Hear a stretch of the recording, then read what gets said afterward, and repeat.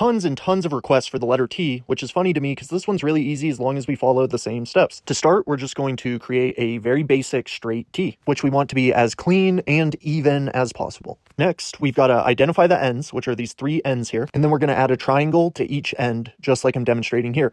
We want these triangles to meet perfectly in the middle of each piece, which may take a couple tries to get just right, but we want it perfect. Then this letter doesn't bend, so we're going to skip that step. Because this letter just has 2 individual pieces, it doesn't bend. So we're going to connect the triangles on top, then connect this piece to that top middle line using a triangle, just like we did for the A or the E or the R. And then once we've got the piece connected, we put a line through the middle, just like we've done on other letters. Now we need to grab a darker and lighter tone of the same color, and we're going to start with our lighter tone. And someone said they wanted to see an example from a different light source, so we're going to use a top right light source this time. So first we start with this far triangle. This is facing to the right, so we're going to fill this in with the lighter color. Then we move on to this middle piece, and this has a very obvious top and a very obvious bottom. We're going to fill in the top, which is facing up towards the top right light source. Then this next piece has a very obvious left and a very obvious right.